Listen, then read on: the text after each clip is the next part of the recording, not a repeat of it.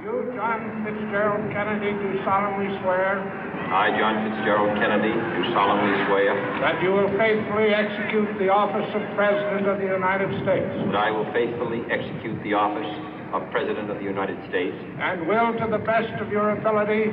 And will, to the best of my ability. Preserve, protect, and defend the Constitution of the United States. Preserve, protect, and defend the Constitution of the United States. So help you God. So help me God.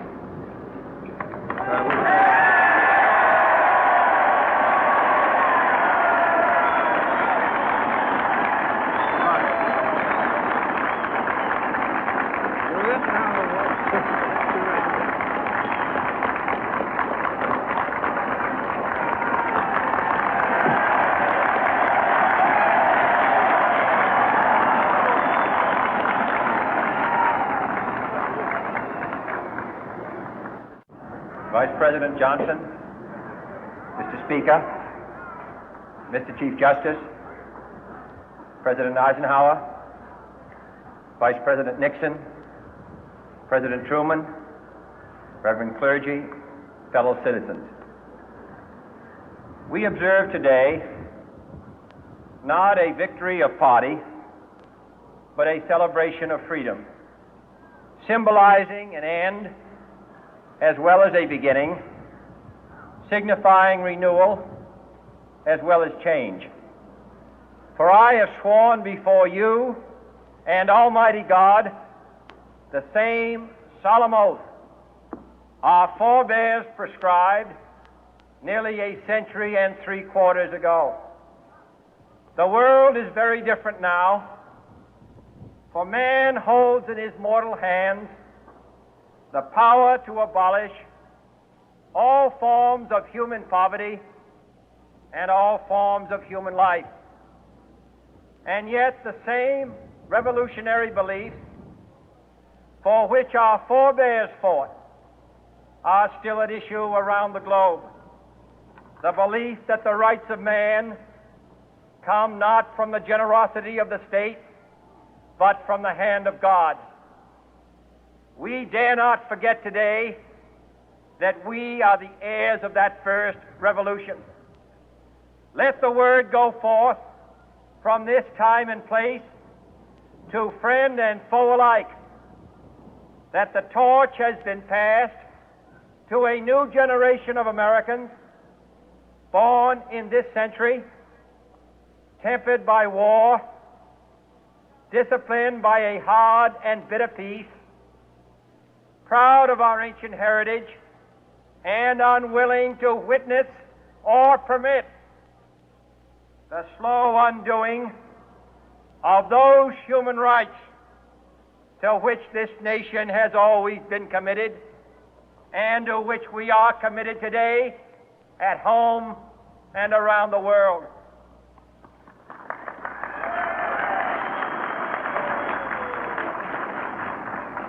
Let every nation know, whether it wishes us well or ill, that we shall pay any price, bear any burden, meet any hardship, support any friend, oppose any foe to assure the survival and the success of liberty.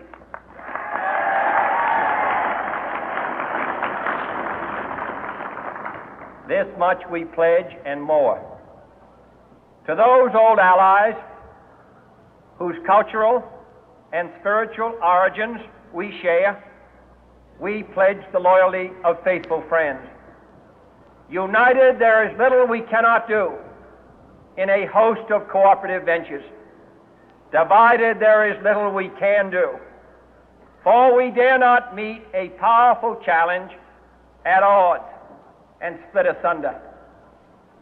To those new states whom we welcome to the ranks of the free, we pledge our word that one form of colonial control shall not have passed away, merely to be replaced by a far more iron tyranny. We shall not always expect to find them supporting our view, but we shall always hope to find them strongly supporting their own freedom, and to remember that in the past, those who foolishly sought power by riding the back of the tiger ended up inside.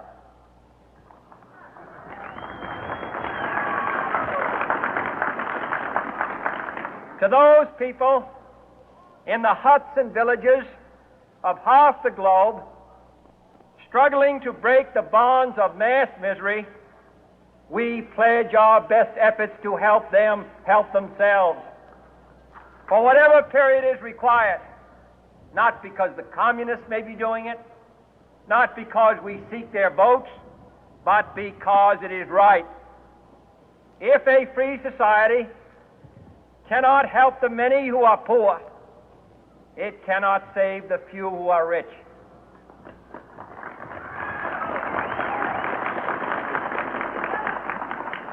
To our sister republics south of our border, we offer a special pledge to convert our good words into good deeds, in a new alliance for progress, to assist free men and free governments in casting off the chains of poverty. But this peaceful revolution of hope cannot become the prey of hostile powers. Let all our neighbors know that we shall join with them to oppose aggression or subversion anywhere in the Americas. And let every other power know that this hemisphere intends to remain the master of its own house.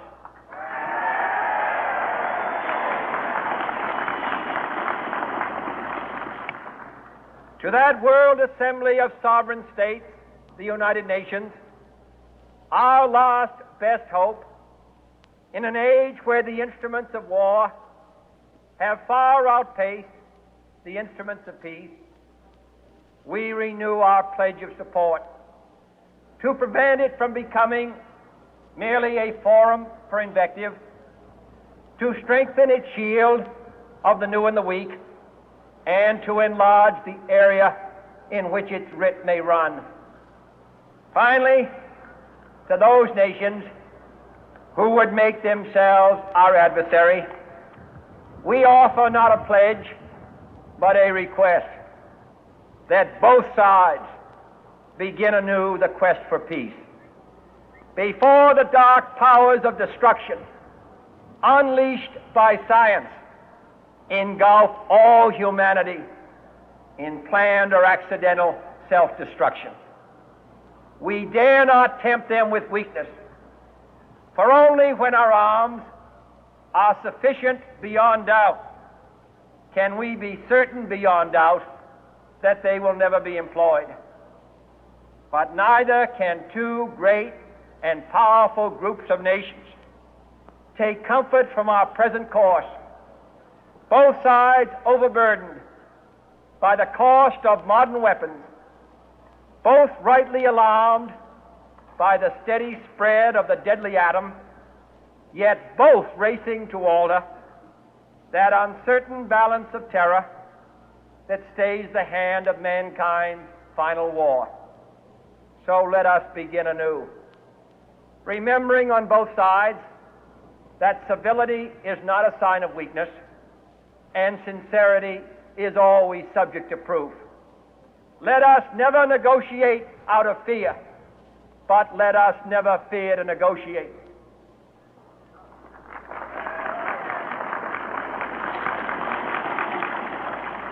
Let both sides explore what problems unite us, instead of belaboring those problems which divide us.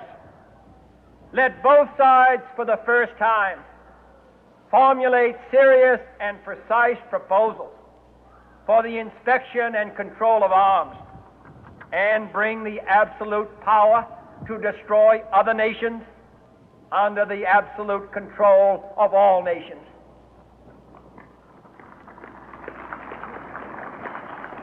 Let both sides seek to invoke the wonders of science instead of its terrors. Together, let us explore the stars, conquer the deserts, eradicate disease, tap the ocean depth, and encourage the arts and commerce. Let both sides unite to heed in all corners of the earth the command of Isaiah to undo the heavy burden and let the oppressed go free. And if a beachhead of cooperation may push back the jungle of suspicion, let both sides join in creating a new endeavor, not a new balance of power, but a new world of law, where the strong are just and the weak secure and the peace preserved. All this will not be finished in the first 100 days, nor will it be finished in the first 1,000 days, nor in the life of this administration, nor even perhaps in our lifetime on this planet. But let us begin.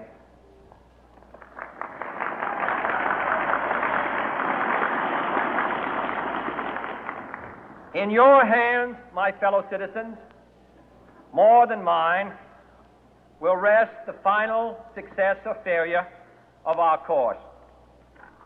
Since this country was founded, each generation of Americans has been summoned to give testimony to its national loyalty.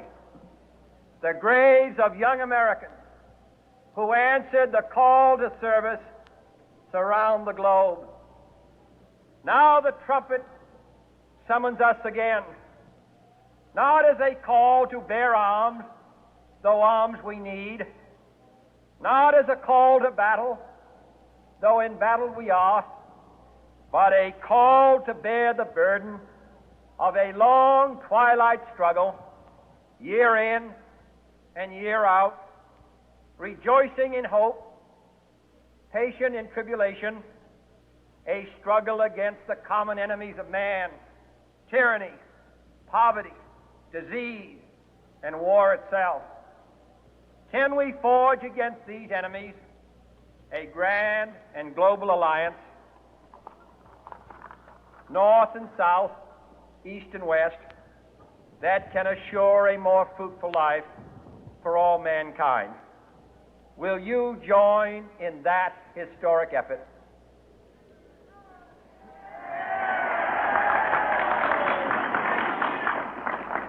In the long history of the world, only a few generations have been granted the role of defending freedom in its hour of maximum danger. I do not shrink from this responsibility. I welcome it.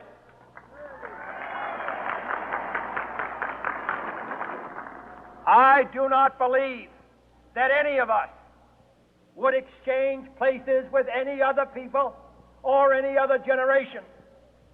The energy, the faith, the devotion which we bring to this endeavor will light our country and all who serve it.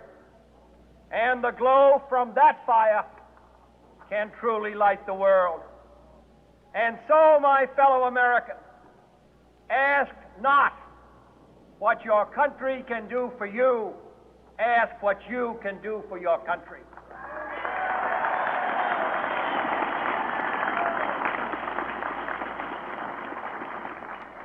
My fellow citizens of the world, ask not what America will do for you, but what together we can do for the freedom of man.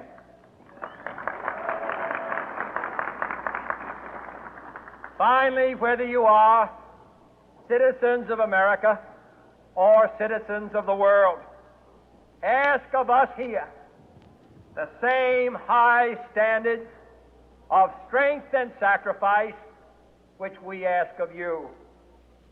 With a good conscience, our only sure reward, with history the final judge of our deeds, let us go forth to lead the land we love, asking His blessing and His help, but knowing that here on earth God's work must truly be our own.